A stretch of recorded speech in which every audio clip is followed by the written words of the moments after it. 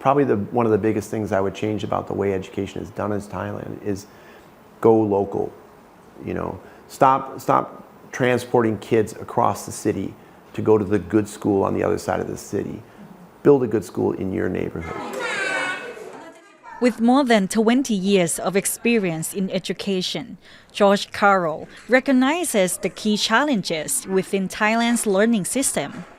To make a difference, he is bringing top quality to the local level by establishing a school that blends international standards with a distinctly Thai perspective, creating opportunities for the local Prachachun community. So now I'm going to do this.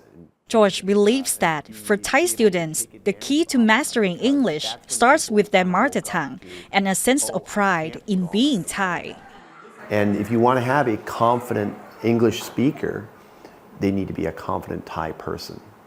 So you have to be proud of your own self, because communication is all about taking what's inside and expressing it to others. And if you're not proud of what's inside, then you're not going to want to express it to other people. You're always going to feel a little bit shy and insecure about what you have to say, so you'll keep it to yourself. When they're in a study group in a foreign university, they won't contribute because they feel shy and they don't know how to get that out, because they're worried about their accent, or they're worried about what they're going to have to say.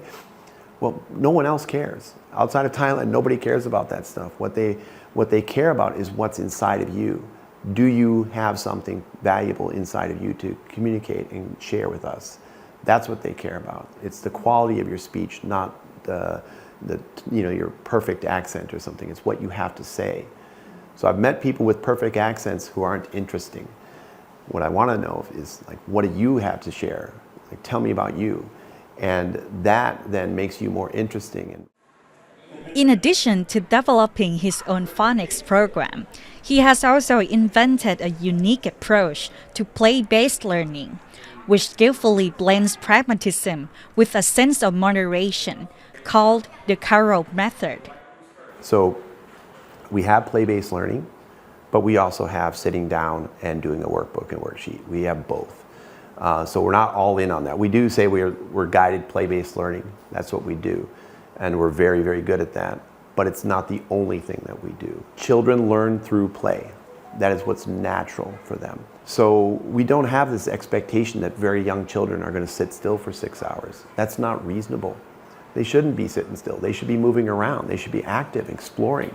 If they're just sitting there being very passive and quiet and waiting for the answer to come to them, that's not how you build an explorer, somebody who's going to go out there and innovate and be creative and go find solutions to tomorrow's problems. You're not going to find that kid if you're just forcing them to close in and be still. You got to let them go out there, make mistakes, break things, go do stuff, learn and through those failures and overcome those failures and learn to have confidence in themselves. Even if I fail, I'm still going to succeed eventually. That's what you need for tomorrow. To develop critical thinking skills and prepare children for the real world, George believes that the traditional Thai classroom, where teachers have always been at the center, must change. For many in the older generation of educators, however, shifting to a student-centered approach feels like a challenge to their authority, especially when faced with questions they can't answer. They lose face when they don't know the answer. And they are uncomfortable with coming in with lessons that are not I'm just going to present information on a whiteboard, kids are going to copy it down, memorize the answers, and then they're going to get a test on how well they memorize the answers. But that's not real life.